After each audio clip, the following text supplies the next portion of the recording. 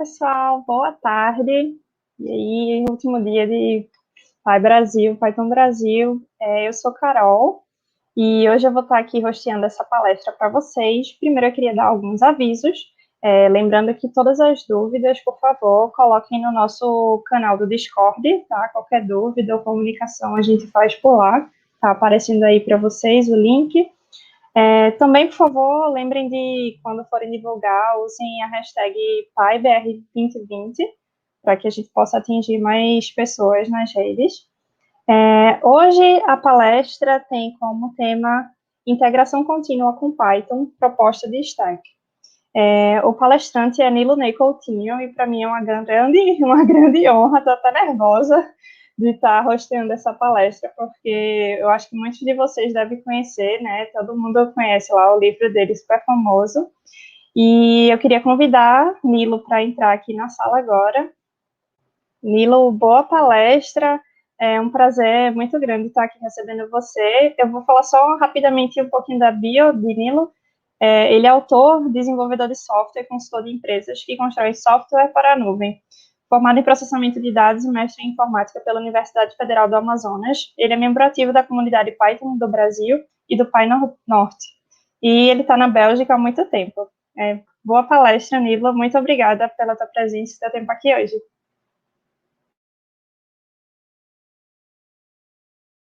O microfone está, eu acho que está no mudo. Obrigado, Carolina. Boa tarde a todo mundo. Eu vou tentar fazer uma apresentação rápida e deixar um pouco mais de tempo para perguntas, porque como são ferramentas, eu acho que é legal ter a discussão no final, mais do que simplesmente mostrar os slides, né? Bom, então, eu já compartilhei minha tela, não sei se tem como trocar. Pronto, agora eu vou para o PowerPoint. Então, a ideia dessa apresentação é justamente mostrar um conjunto de ferramentas que eu venho utilizando já há alguns anos para implementar a integração contínua com Python, e a ideia é justamente falar um pouco dos problemas, por que eu procurei aquelas soluções, o que a gente estava querendo fazer, mas também mostrar no final um projeto que vocês podem reutilizar, por exemplo, como base para os próprios projetos. Então, tudo que eu colocar aqui está no GitHub, e eu vou deixar o link para baixar os slides, quem quiser depois olhar. Então, é isso. Bom, só para não quebrar a tradição da conferência, vamos descrever. Então, sou um homem do norte, como ela já falou, acho que sou meio típico. Tenho já cabelos brancos e uso óculos. Ok? Bom, aqui agora, só um minutinho que meu slide não está trocando.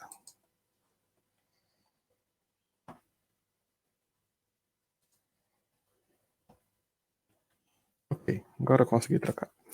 Então, isso aqui é um pouco de mim. A Carolina já gentilmente fez a apresentação, né?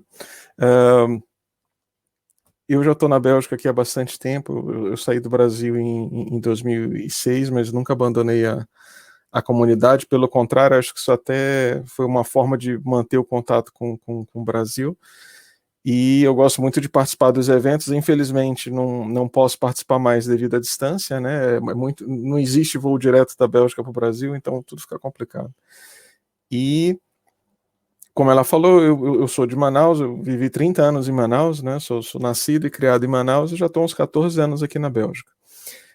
Eu tive o prazer de escrever um livro de introdução à programação com Python, porque eu dei há vários anos antes de vir para o Brasil cursos de introdução à programação.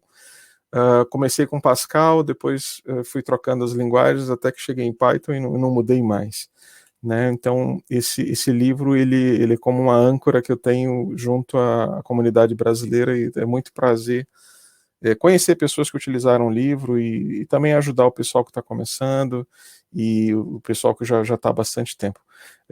Eu tenho uma presença quase constante no Telegram. O meu nick para tudo é LSKBR. E eu queria agradecer o pessoal que fez a indicação. O pessoal do PyNorte me indicou como Python Software Foundation Fellow. Fiquei muito reconhecido pela indicação, não esperava, né? Bom, muito obrigado à comunidade do PyNorte. E também eu sou o Kauna da Python Brasil 2022.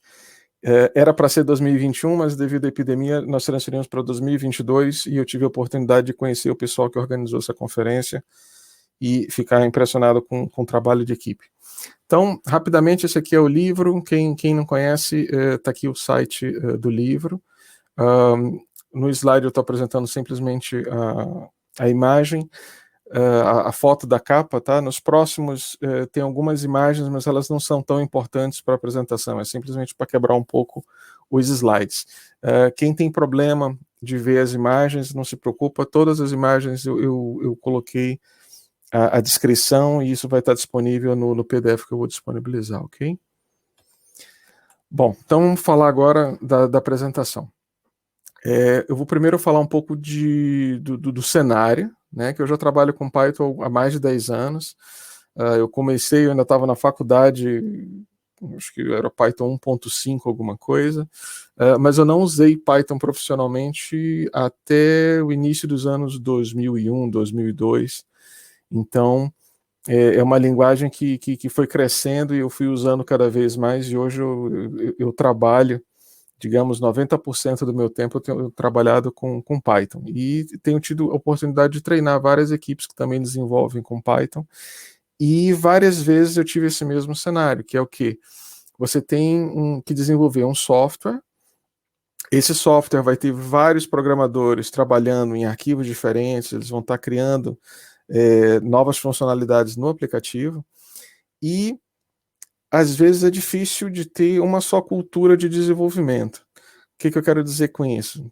Nem todo desenvolvedor é igual, então tem gente que vai querer fazer teste, tem gente que não vai querer fazer teste, e tem gente que comita tudo e não importa o que, né? Sem testar, sem usar, e no final é a equipe que tem que resolver o problema.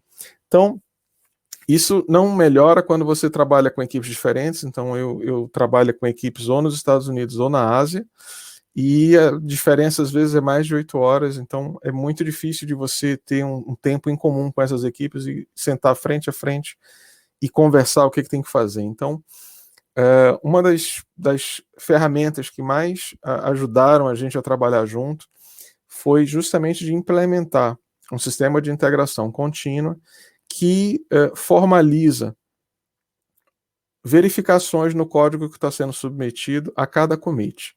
O que isso quer dizer? O time sentou e decidiu o seguinte: olha, nós queremos que tudo que vá para o repositório vai ter teste. Então vem aquela pergunta: ok, mas e como que a gente garante que tudo que está no repositório tem teste? Como que a gente sabe se está tudo funcionando? Como que nós vamos ser avisados se alguém comita alguma coisa, por exemplo, e está faltando um arquivo? Isso tudo é resolvido pela integração contínua. E aqui eu vou explicar um pouco o nosso caminho e as ferramentas, né? Então, a equipe, só para completar o slide aqui, ela é um mix de desenvolvedores experientes e novatos. Na realidade, tem gente que acabou de sair da faculdade e tem gente que já trabalha há 10 anos. Alguns nem programam em Python, então normalmente eu tenho que treinar o pessoal que sofreu na faculdade Java ou outras linguagens, né? Pouquíssimas vezes eu trabalho com pessoas que foram treinadas em Python.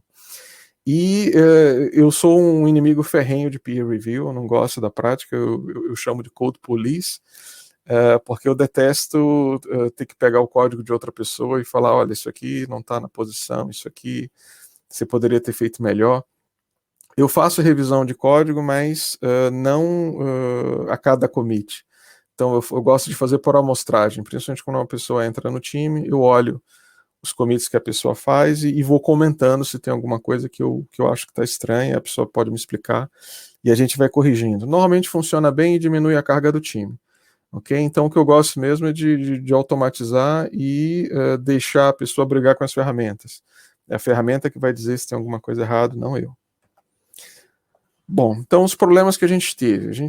Quando você tem 10 pessoas desenvolvendo no time, está todo mundo enviando código para o GitHub, por exemplo, algumas pessoas vão ignorar a PEP 8, isso é frequente, porque, não, isso não é importante, eu vou fazer assim.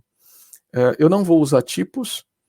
Vocês sabem que o Python já há algum tempo utiliza anotações de tipo, que não é obrigatório na linguagem, mas que facilita bastante a documentação, eu vou mostrar depois no final, e facilita também a utilização de código de outras pessoas. Às vezes você cai num programa em Python, não tem ideia como aquilo funciona, dando uma olhada nos tipos, você sabe se está retornando uma string, se está retornando um objeto de uma classe. Então, para mim, isso é muito importante. A formatação do código, porque, como eu falei, eu tenho o hábito de olhar os diffs que o pessoal manda para o GitHub. Então, para mim, o diff tem que vir limpo. Né? Se, por exemplo, o meu editor dá 3 espaços e o seu dá 4, ele vai criar diffs falsos. E, por exemplo, eu tive que abrir mão de como eu formato o código para adotar o que o time adotava, que, como eu falei, teve que ser negociado. Mas tinha algumas pessoas que tinham prazer de colocar linhas em alguns locais que não podiam, ou colocavam... Isso só atrapalha e gera discussão inútil, né? Vamos falar também na documentação, alguns itens que eu coloco que são importantes e que entram no contexto de integração contínua. E um problema para quem já escreveu qualquer biblioteca no Python são múltiplas versões de Python. Ou seja, você está fazendo um programa em Python e quer que ele seja compatível com a versão 2.7, com a versão 3.5 e 3.8. Como é que você roda os teus testes, criando ambientes diferentes para cada uma dessas versões e testando a compatibilidade disso aí. Então, o que a gente decidiu de PEP 8? Né? Seguir a PEP 8 é importante desde o primeiro dia do projeto, desde o primeiro commit tem que estar tudo direitinho. E nós adotamos uma política de 0 warnings. Então, por exemplo, se a ferramenta diz que tem um erro e você não quer corrigir o erro, você não concorda em como o erro é apresentado, você tem que modificar a configuração da ferramenta para desligar aquele warning, porque se ela der o warning, está errado. Então, isso aí é uma política, eu coloquei aqui Clean Room, vem de livros mais antigos também, onde você tem que trabalhar num ambiente limpo. Tá? Então, você não pode ter um código que tem 10 mensagens de erro e uma importante, porque com o tempo você deixa de olhar essas mensagens de erro e o que era um pequeno problema, após alguns meses se torna um grande problema, muito mais difícil de resolver. Então, em qualquer linguagem que eu trabalho, eu não deixo esses avisos do compilador ou do interpretador passar batido. Tem que tratar, ou então você desliga. Okay? A ferramenta que eu uso para verificação da PEP 8 é o Flake 8, tá? que é bastante utilizado, ele é um verificador que você pode integrar, inclusive, no seu IDE. Eu utilizo o Sublime integrado com o Flake 8, então ele já começa a dar alguns avisos se eu estiver fazendo alguma coisa errada, e se eu abro um programa que está errado, ele praticamente faz brilhar o que está errado e explica o que é, linha a linha. Então eu gosto muito de trabalhar assim. Uma coisa que nós negociamos, isso é um pouco influência minha, foi o aumento da largura de 79 para 120 caracteres, porque nós trabalhamos com aplicativos que tratam informação e ficava realmente muito pequeno trabalhar com 79 colunas. Nós decidimos aumentar para 120. Okay? Isso é uma decisão do time, cada time pode escolher o que deseja. Então, o Flake 8 ele é a primeira ferramenta do stack. No final, eu vou mostrar todas as ferramentas que a gente vai passar aqui e eu mostro o projetinho que utiliza todas, ok? Então, anotação de tipos, né? O Python, como eu falei, ele já suporta anotação de tipos, não é obrigatório, como em outras linguagens, você tem que declarar o tipo das variáveis. Inclusive, em tempo de execução, se você passa um tipo que não tem nada a ver com a declaração, não vai dar erro, não vai acontecer nada em Python. Mas você pode pedir para uma ferramenta, que no caso nós utilizamos o MyPy, que é também desenvolvida pelo Guido Van Rossum, que desenvolveu o Python, né, e uma outra pessoa que eu esqueci o nome, e além de que te dão várias indicações. Por exemplo, o MyPy vai dizer se você está passando uma string numa função que você esperava receber números e vice-versa. Ou então que tem um if dentro da tua função que, por exemplo, não retorna o valor do tipo que você está esperando. É muito comum em Python você fazer um if, else, e se você tem mais de um, ter algum ponto onde, por exemplo, a tua função está retornando none, e você esperava que ela sempre retornasse string. Então o MyPy ele vai te alertar para esse tipo de erros, claro, desde que você faça a anotação de tipos para o teu código. Tem pelo menos duas formas diferentes de fazer a anotação de tipos. Você pode fazer direto no código, como eu mostrei no exemplo. Então, é uma função normal em Python que recebe um parâmetro do tipo string e retorna também do tipo string. E embaixo o código normal. Você pode também definir um arquivo que vai ser importado pelo MyPy com a extensão .i, onde você coloca só as declarações de tipo e deixa o teu código sem essas anotações. A grande pegadinha dos tipos é que na versão 3.10 eles mudaram algumas coisas, então na 3.9 você já tem que começar a testar como que você declara seus tipos para não ter warnings na 3.10 e para não ter problema. Então é a volta dos import from future. Mas isso vai ser um gancho de por que a gente tem que testar em versões diferentes na próxima ferramenta. Ok? Então a ferramenta que faz a validação de tipos é o MyPy. Ele faz isso. Ele também, como eu falei, variáveis não declaradas, erro de digitação. Por exemplo, se você utiliza uma variável antes dela ser inicializada, ele vai te falar antes que o código rode. Então, é uma bela ferramenta que você pode utilizar para facilitar o teu desenvolvimento, principalmente se você está desenvolvendo com outras pessoas, tá? Que você tem que ler muito código de outras pessoas, então isso ajuda bastante.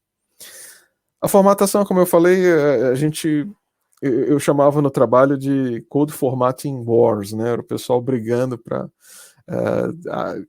eu dou enter aqui, depois eu dou quantas linhas eu coloco entre isso, quantas linhas eu posso utilizar dentro da função. E a gente resolveu fazer o seguinte, olha, vamos passar isso num formatador.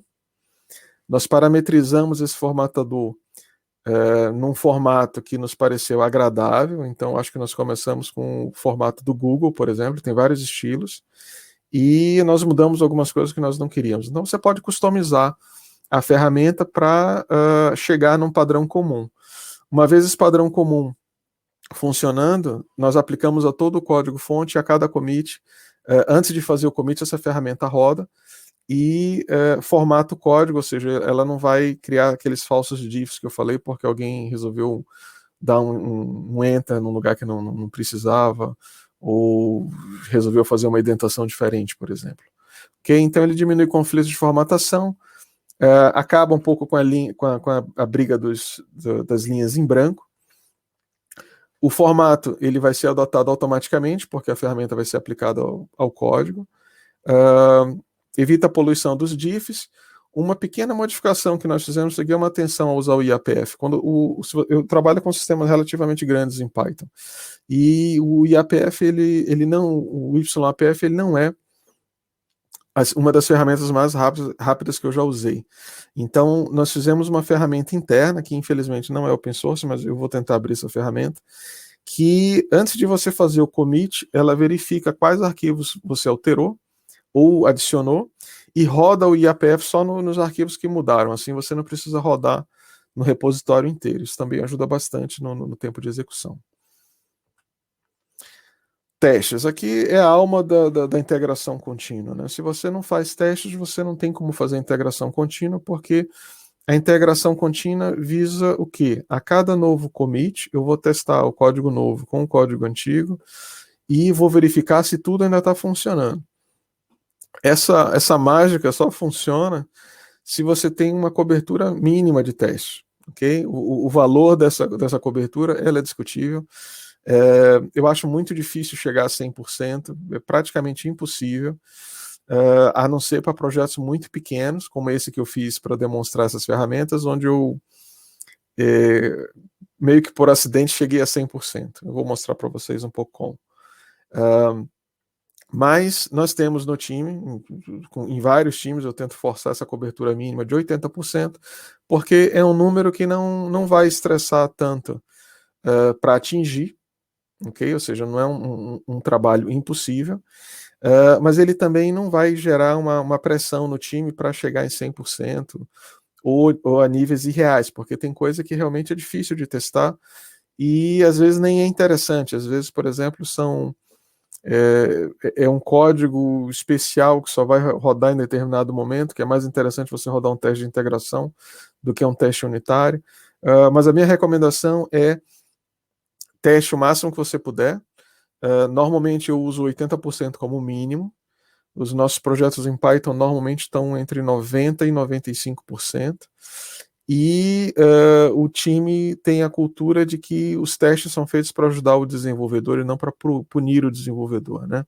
Então, eu sempre coloco assim, olha, é o teste que vai te dar a segurança para mudar o código. Se não tem teste e você muda, você não sabe se aquilo que você fez 3, 4 meses atrás ainda está funcionando. Aí você tem que testar na mão, dá mais trabalho.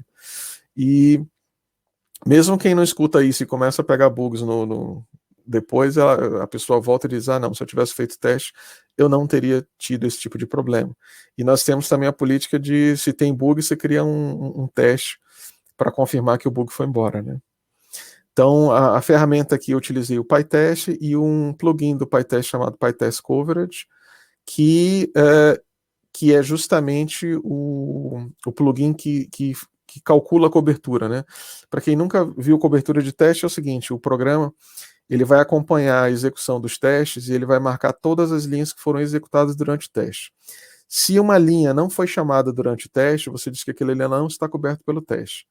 E no final ele te dá uma porcentagem, olha, de 1000 linhas você testou 900, tá? E 100 linhas não foram testadas, aí você tem uma cobertura de 90%.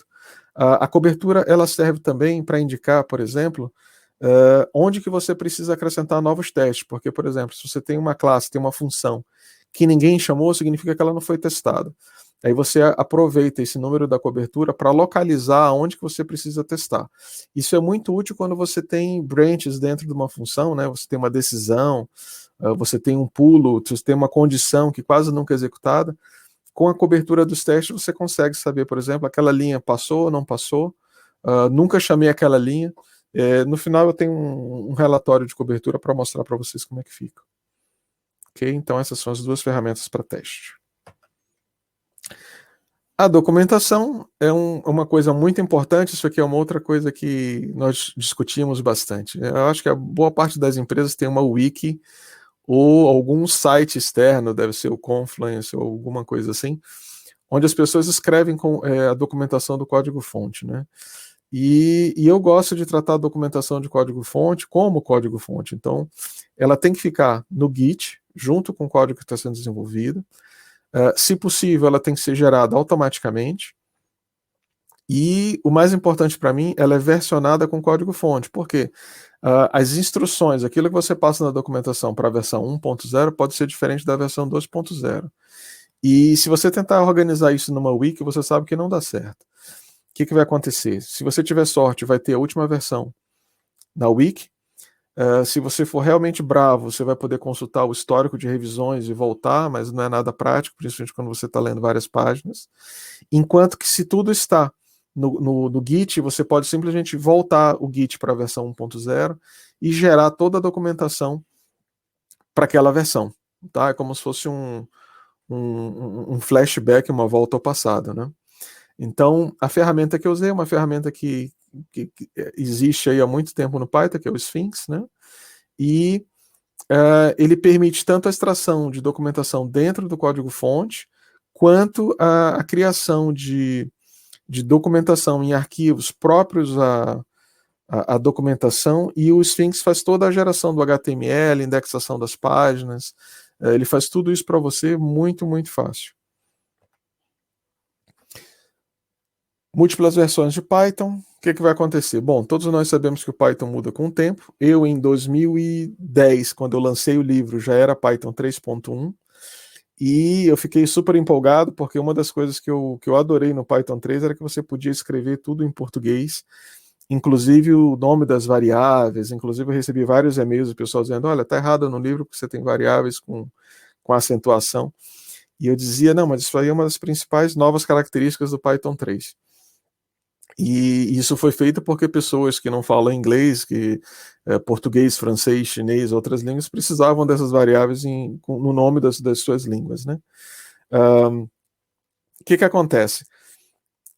Eu acreditei que o Python 3 ia mudar rápido, como para as outras versões, né? E até hoje a gente fala de Python 2.7, então o pessoal às vezes ri um pouco que eu insista no Python 3.8, que é o que eu uso hoje, e já estou me preparando para ir para o 3.9 com visão para o 3.10, porque é assim que as coisas funcionam. Então, é muito comum você precisar testar o teu código em versões diferentes do Python. Claro, quando você está desenvolvendo na empresa, normalmente você está fazendo um sistema que vai rodar no Python X. E se precisar fazer a migração, aí você começa a testar numa versão superior do Python e a coisa evolui a partir daí. Mas quando você está fazendo componentes open source, eu devo ter uns 2 ou 3 pequenininhos, é muito difícil você garantir que o que você acabou de fazer continua funcionando no Python 2.7. Eu uma vez tive um problema numa alteração feita no Color Console, que é uma pequena biblioteca que muda a cor dos caracteres no modo texto, e que ela tinha um bug no Python 3.4, mas eu não usava mais o Python 3.4, normalmente eu testava no 3.5 e no 2.7, e isso acaba virando um bug no teu projeto, né? Utilizando o Tox, você pode usar várias versões do Python. Infelizmente, a versão hoje do Tox só trabalha até a 3.8, então o 3.9 e 3.10 a gente vai ter que esperar um pouquinho, mas para tudo que tem da 3.8 para trás já está lá, é muito fácil de usar, ok? Então o software que vai fazer o teste em múltiplas versões do Python e que vai chamar todas essas ferramentas que nós já falamos aqui é o próprio Tox. Bom, para que a integração contínua funcione, a gente tem que automatizar o build, né? Ou seja, toda vez que eu faço um commit, eu tenho que ter um programa que vai rodar tudo isso que eu falei aqui, ou seja, ele vai rodar o Flake 8, ele vai rodar o IAPF, ele vai rodar a verificação de tipos com o MyPy, ele vai rodar todos os testes, ele pode ou não construir a documentação, isso aqui depende do tamanho do projeto, às vezes você pode fazer um build separado para a documentação, e vai testar também em múltiplas versões do Python. Então, se você está trabalhando com projetos open source, o que dá para fazer? Você pode utilizar uma ferramenta como o Travis CI e o Codecov, que são duas ferramentas que são grátis para quem está desenvolvendo projeto de open source e são super fáceis de integrar com o GitHub, ok? Eu então criei um projeto de exemplo com tudo já integrado que você pode usar como base para um projeto seu. Então lá tem já a configuração do Travis CI, tem a configuração do Code Coverage, inclusive no GitHub já aparece lá aquelas badges dizendo se o build está passando, a cobertura de teste, está tudo no lugar, e você pode pegar as partes que te interessam, ou então fazer um checkout desse projeto e começar o teu em cima, né? Você já ganha aí algumas horas de desenvolvimento, né? Uma outra coisa legal é que o build você tem que ter o conceito que ele passa ou ele falha, né? Quando ele passa, significa que você rodou todas essas ferramentas e nenhuma delas reportou erro. Então aí você tem um build, liga a luzinha vermelha, todo mundo vai feliz para casa, né?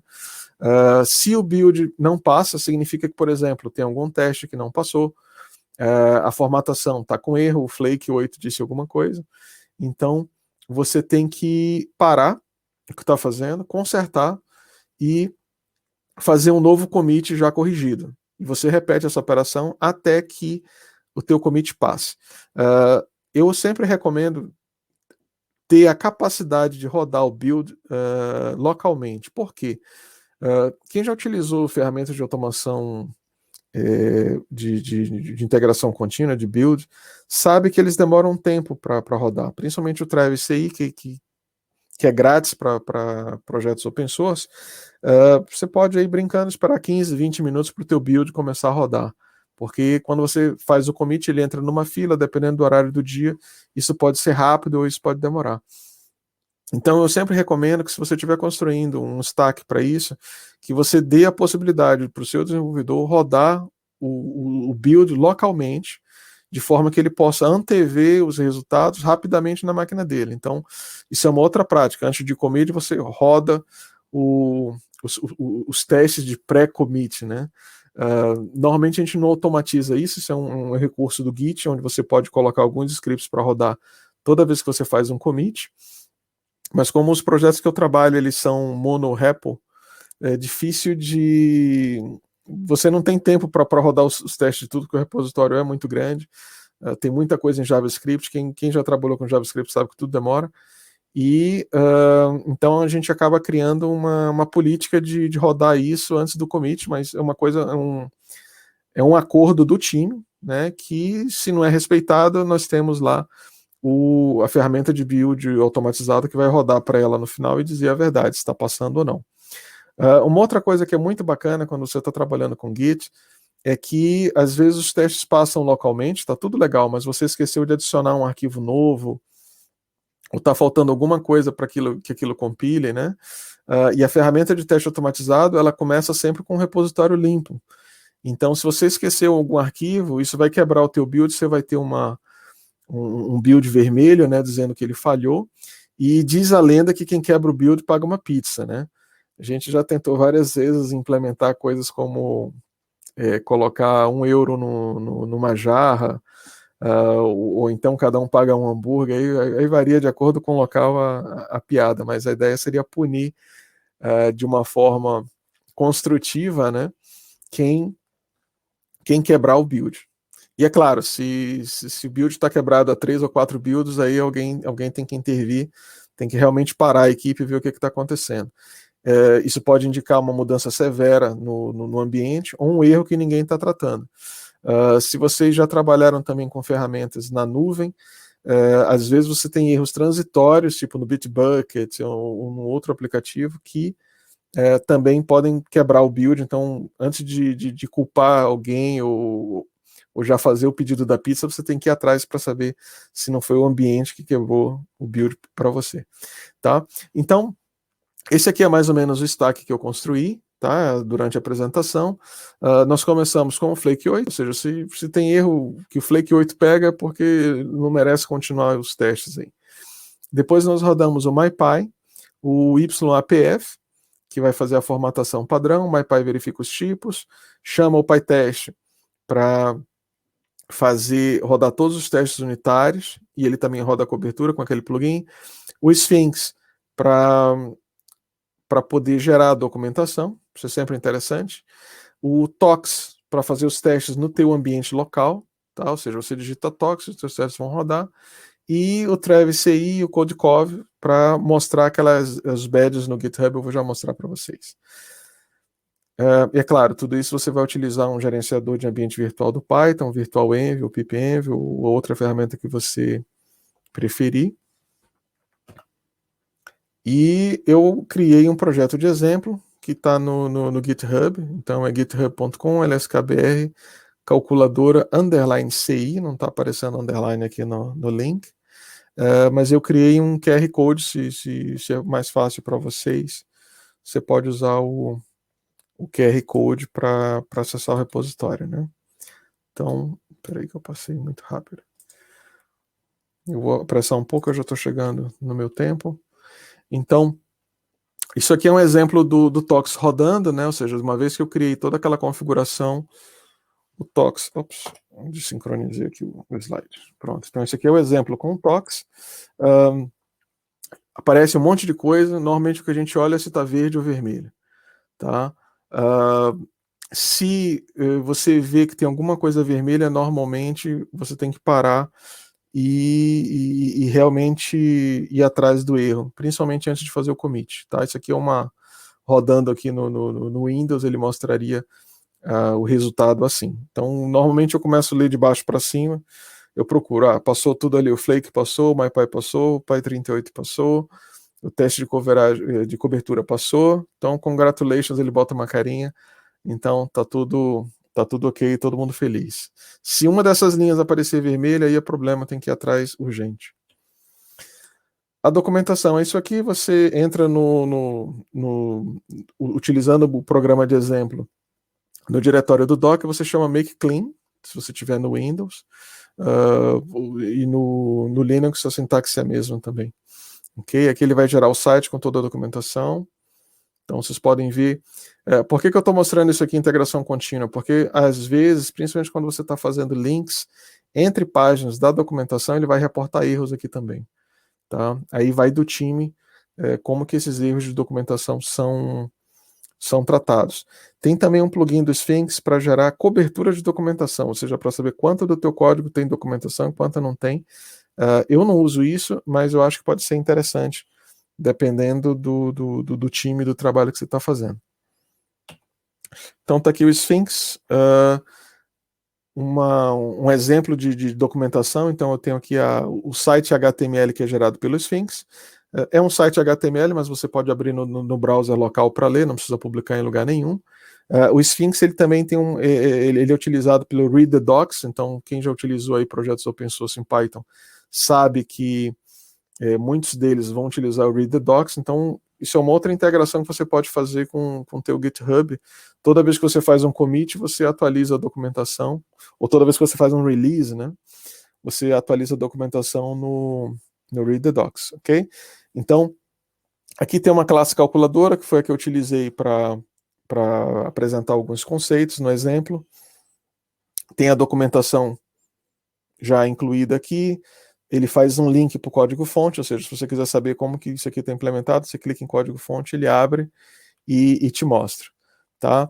As anotações de tipo, como você pode ver, elas também são presentes na documentação. Então adiciona, recebe um valor do tipo float e é uma função que retorna float. Já está tudo aqui na documentação. Embaixo vem a descrição, os parâmetros, o que ela retorna. Bom, claro que numa calculadora, às vezes, a documentação é um tanto óbvia, mas eu acho interessante ter documentação e recomendo documentar o máximo que você puder. Ok? Então, a conclusão é: automatize o máximo possível, tudo que você puder automatizar, liberar as pessoas para poder realmente criar, programar e resolver problemas, melhor, ou seja, o máximo de automatização. Exija desde o início teste de cobertura mínima. Isso aí é o tipo de débito técnico que vai assombrar o time o resto do projeto se você deixar esse gap crescer. Então, por isso que eu falo, desde o primeiro dia, exige X%. Você pode até, numa ocasião especial, diminuir um pouco, mas o teste tem que ter. Negociar tudo com a equipe, porque cada equipe tem um tipo de necessidade diferente da outra, e padronize o máximo que puder. Dessa forma, também as pessoas vão focar em realizar o que elas têm que fazer e não em como que aquilo é escrito, ou se eu digito 5 espaços aqui, 6 espaços ali. Se você utiliza peer review, isso também evita que as pessoas percam tempo simplesmente corrigindo erros que uma ferramenta automática poderia corrigir. Ok? Deixa eu só mostrar aqui agora um pouco como é que isso fica no GitHub. Então, esse aqui é o projeto LSK BR Calculadora CI no GitHub. Vocês podem ver aqui que tem todos os meus commits. O README que eu incluí, ele já puxa os badges. Então, vocês podem ver aqui que o build está passing. A cobertura dos testes está 100%, porque é um projeto pequeno. Eu coloquei aqui instruções rápidas de como instala, como que testa, como que gera documentação. E um exemplo no Windows, porque ninguém gosta de usar o Windows, eu uso Windows e Linux, não tenho problema nenhum com os dois, Python funciona bem nos dois. Tá? Isso aqui é a tela do Travis, ou seja, o Travis ele vai me mostrar um resumo. Então vocês podem ver que o primeiro build aqui não passou, então ele vai aparecer vermelho. Tá? Olha, o commit que você fez no master, que inclusive agora eles renomearam para main, não passou. Então o que acontece aqui? Ele vai te dizer que teve um erro. Se eu clico aqui, ele vai procurar o histórico do erro. Deixa eu só ver se eu consigo visualizar rápido. E ele te mostra tudo o que aconteceu durante o build, toda a versão que ele instalou, uma tela similar àquela que vai aparecer no teu computador e o erro. Tá? Então aqui no caso eu tinha esquecido de avisar que eu ia usar o Python 3.8. Tá? Aí você pode voltar lá e verificar, opa, aconteceu um erro, o que aconteceu? E é claro, quando falha ele te manda um e-mail dizendo, olha, o commit X, build Y falhou, e te dá um link que você cai nessa página aqui rapidamente. Tá? O último aqui funcionou, então vocês podem ver, ele está verdinho. Você pode verificar a configuração que eu utilizei para o Travis. Vocês podem ver que ela é bem simples, tá? Ela tem aqui simplesmente a especificação da linguagem, quais são as versões do Python que eu quero usar para testar, a preparação do ambiente, que basicamente eu instalo o Tox e o Tox instala o resto. E o que ele executa. Isso aqui, o After Success, é justamente para fazer o upload do relatório de cobertura de teste para aquela ferramenta que é o... vou já mostrar aqui, eu esqueço o nome dela. É o... alguma coisa cover, a gente já chega lá. Isso aqui é o config do build. Vocês podem ver que é bem simples, não tem nada demais, ele simplesmente traduziu isso no outro formato. Ok? Então isso aqui é tudo que a gente tem que saber do Travis. A outra ferramenta de cobertura, eu vou clicar aqui porque é injusto, Codecov, não falar o nome da ferramenta. Ela vai ser ligada com o Travis, ou seja, no final, quando o Travis roda aquele script, ele faz o upload do relatório de cobertura de teste.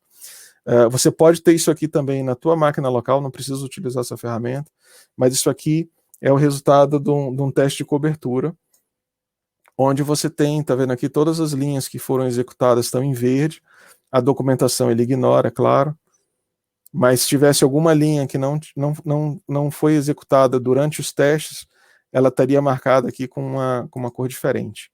Tá? Aí se você está fazendo os testes, você pode chegar e dizer, eu quero aumentar a cobertura do meu teste. O que você faz? Você começa a procurar o que não foi executado e começa a criar mais testes e repete o processo até atingir o nível que você quer. No meu caso aqui eu atingi 100%, mas como eu falei, é uma classe muito pequenininha. Os gráficos aqui ficou perfeito, ele fica todo verdinho, isso quase nunca acontece. E é um pouco isso. Toda a configuração que eu utilizei, vocês vão encontrar no GitHub. Tá? Então, se você quiser saber como faz a configuração do Travis, os requirements, aqui vocês podem ver que eu dividi um requirements para o desenvolvimento, um requirements para teste e um para o módulo que eu estou desenvolvendo em si. Tem também o setup CFG, que é um arquivo que muitas vezes é negligenciado, mas ele ele concentra a configuração de vários aplicativos do Python, utilizados no nosso conjunto de ferramentas. Então aqui vocês vão ver a exceção que eu fiz para linhas de 120 caracteres, ou seja, eu estou dizendo Flake 8 não dá erro se for até 120. A complexidade de 10 é para evitar aquelas funções macarrônicas com 200 linhas, tá? Então o Max Complexity é a complexidade de Macabre, que vai contar quantos branches tem no teu código. Então a nossa convenção é 10, ou seja, se o Macabre passar de 10, você tem que quebrar a função, e ele vai considerar isso como erro. Então isso aqui é muito importante. Isso aqui é uma configuração padrão do MyPy, algumas coisinhas do que não considerar como descoberto. Mas vocês têm aqui todas as configurações, a configuração do Tox, tá? E quem quiser ver um código simples, mas com tipos e com a documentação, como que isso é gerado no Sphinx, está aqui. Então vocês podem ver, sempre que eu posso eu utilizo as anotações de tipo, tá? E nós temos aqui também os testes. Como que eu fiz o teste dessa classe para chegar em 100%. Tá ok? Eu acho que o mais interessante é isso aqui, como que eu mudo a saída padrão, né? Porque tem um método que imprime para poder testar isso. Então, quem gosta de teste pode ver uma solução simples para não complicar muito, ok? Bom, eu já devo estar no meu tempo, então eu gostaria de agradecer ao pessoal. Quem quiser continuar, eu devo participar lá do Discord, tanto no Twitter quanto no Telegram é @lskbr. Você tem aqui os endereços do blog, do livro, o exemplo está no GitHub, eu botei aqui o endereço também no final. As imagens que eu utilizei são normalmente imagens da Bélgica, que é o país onde eu vivo. Eu baixei do Unsplash, são imagens gratuitas que você pode utilizar. E a apresentação eu vou postar no Speaker Deck, então é speakerdeck.com/lskbr. Ok? Nilo, muito obrigada pela sua palestra. Realmente a gente está bem apertado aqui no tempo, e para poder não atrasar as próximas, se você já falou, né, que vai aparecer lá no Discord, então o pessoal vai ter suas dúvidas aí respondidas. Muito, muito obrigada pelo seu tempo. Só um aviso rápido é que amanhã a gente vai ter a Assembleia das PyLadies Brasil, vai ser às 17 horas, depois dos tutoriais e sprints, na mesa PyLadies do Discord. E a Assembleia é um momento para a gente interagir, né, confraternizar e também para conversar sobre a nossa comunidade local e trocar essas ideias e amadurecer, né, as ideias para os próximos passos para a comunidade. Então, é para todas as pessoas que se identificam com o gênero feminino. Mais uma vez, Nilo, muito, muito obrigada. Pessoal que botou pergunta e interagiu, obrigada também. E é isto.